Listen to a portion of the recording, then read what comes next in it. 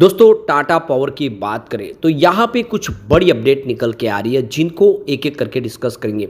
Tata power Tata group की बहुत ही शानदार कंपनी है जो रिन्यूएबल एनर्जी सेक्टर में लगातार अपनी कैपेसिटी को बढ़ा के अपनी जो स्थिति मजबूत कर रही है। अब आप देख ही सकते हो कि आने वाले समय में जो भी ऊर्जा की ज़रूरत करनी होगी वो रिन्यूएबल के माध्यम से होगी और इसके लिए टाटा पावर ने अपनी कमर कस ली है। अब यहाँ पे देख सकते हो कि ब्रोकेज हाउस भी बहुत ज़्यादा बुलिश है टाटा पावर को लेकर और आप देख ही सकते हो कि फंडामेंटली भी कंपनी अच्छी है, काफ़ी सारे प्रोजेक्ट कंपनी करती है और परंपरागत ऊर्जा में भी कंपनी काम करती है, यानी कंपनी का फॉजिल फ्यूल्स और नॉन फॉजिल फ्यूल्स दोनों में ही काम है। ऐसे में आगे की क्या संभावना बन रही है, स्टॉक आप देख सकते हो ऊपर के लेवल से अभी भी डिस्काउंट में मिल रहा है, क्या आने वाले समय बेहतर करेगा जानने की कोशिश करेंगे इस वीडियो के माध्यम से। लेकिन फ्रेंड्स उससे पहले अगर आप पहली बार हमारे चैनल पे आए तो चैनल को सब्सक्राइब कर दीजिए, एक बेल आइकॉन दबा दीजिए ताकि जब भी नया वीडियो बने पहला नोटिफिकेशन आपको मिले। वीडियो पसंद आए तो लाइक से ज़रूर कीजिए।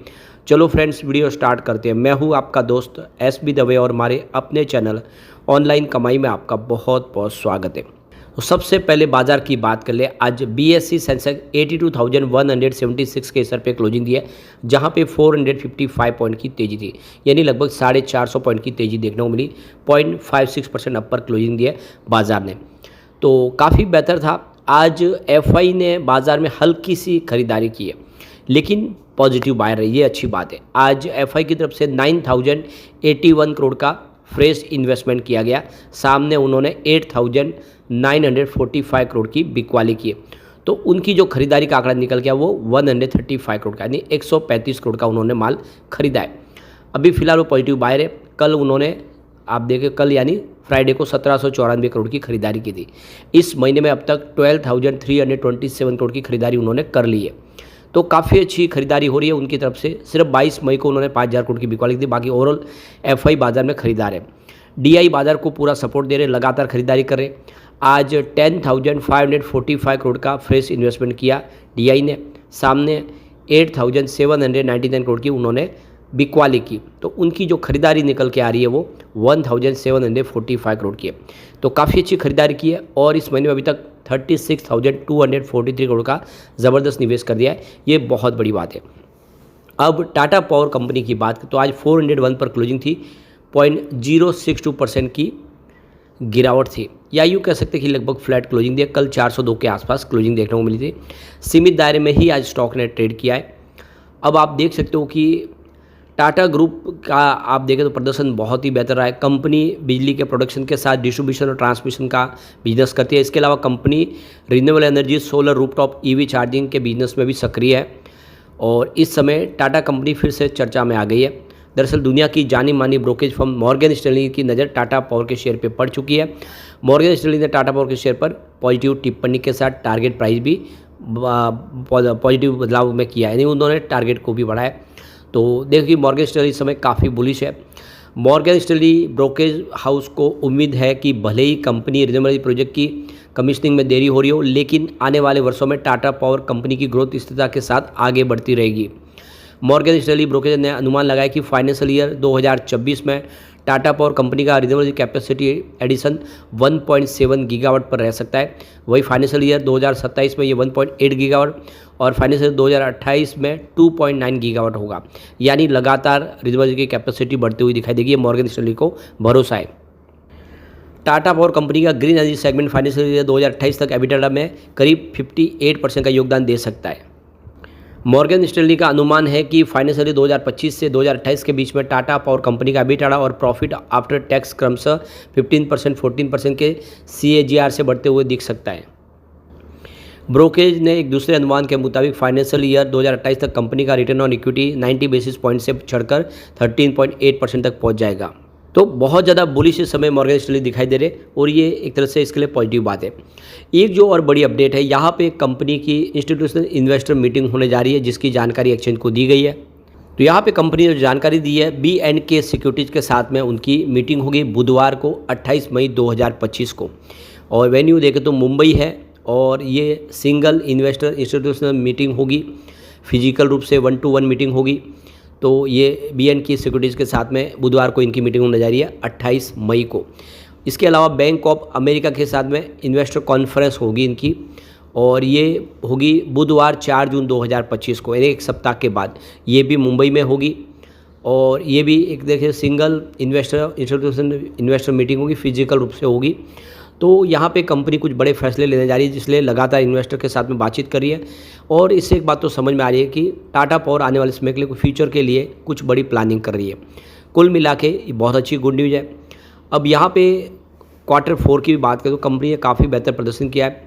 2025 में नेट प्रॉफिट जो है 24% की वृद्धि दर्ज की है Q4 में, जो एक साल पहले की अवधि में 1045 करोड़ के आसपास था, जो इसमें 1306 करोड़ तक पहुंचा है। कंपनी का रेवेन्यू भी 8% बढ़ के 17,096 करोड़ तक पहुंच गया है, और कंपनी का EBITDA 39% बढ़कर 3,245 करोड़ तक पहुंच गया है। इसका परिचालन मार्जिन भी 19% हो रहा है, जो पिछले 20 वर्ष की अवधि में 14.7% के आसपास था। यानी बहुत ही बेहतर प्रदर्शन किया है। कंपनी का रेवेन्यू, प्रॉफिट सब कुछ बढ़ा है। यहाँ पे कंपनी की तरफ से नया प्लान पेश किया गया है। कंपनी के CEO प्रवीण सिन्हा ने कहा है कि कंपनी वित्त वर्ष 2025-26 में 25,000 करोड़ के पूंजीगत व्यय की योजना बना रही है, करीब 25,000 करोड़ का खर्च करेगी। इसके अलावा कंपनी उत्तर प्रदेश में 2 वितरण कंपनियों के लिए बोली लगाने की भी इच्छुक है। प्रवीण सिन्हा ने कहा कि वित्त वर्ष 2025-26 के लिए कंपनी की पूंजीगत व्यय योजनाओं के बारे में पूछे जाने पर कहा कि वित्त वर्ष 2025-26 में कंपनी 25,000 करोड़ का खर्च करने जा रही है। इसमें से 50% देख सको कि रिन्यूएबल एनर्जी में होगा, 20% पम्प हाइड्रो प्रोजेक्ट के लिए होगा, और 30% होगा वो पारेषण और वितरण क्षेत्र के लिए होगा। उन्होंने कहा कि कंपनी ने वित्त वर्ष 2024-25 में 20,000 करोड़ रुपये का व्यय की योजना बनाई थी, लेकिन कुछ पारेषण और नवीनीकरण योजनाओं में देरी के कारण 16,000 रुपये करोड़ के आसपास ही खर्च किया है, यानी जो टारगेट था उससे कम खर्च हुआ है। अब यहाँ पे 2025 तक कंपनी टाटा पावर 1 लाख करीब EV चार्जिंग स्टेशन इस्टेब्लिश करना चाहती है। लगातार इंडिया के हर कोने में, हर हाईवेज पे, पेट्रोल पंप पे, मॉल के बाहर कंपनी अपना EV चार्जिंग इस्टेब्लिश करना चाहती है, क्योंकि टाटा मोटर्स लगातार EV के व्हीकल बना रही है। इस समय मार्केट शेयर में टाटा मोटर्स सबसे बड़ी कंपनी है, तो टाटा पावर उनको कदम से कदम मिलाते हुए EV चार्जिंग इस्टेब्लिश कर रही है। और ये आने वाले समय जब गाड़ियाँ जब EV की बनेगी तो इसकी डिमांड बढ़ेगी, इसलिए इससे पहले ही टाटा पावर चाहते कि इंडिया में हर जगह पे उनके EV चार्जिंग हो। ये बहुत बड़ी बात है। यहाँ पे अगर हम इसके फंडामेंटल की बात करूँ, मार्केट के अब 1,28,676 करोड़ के आसपास है, जो काफ़ी शानदार है।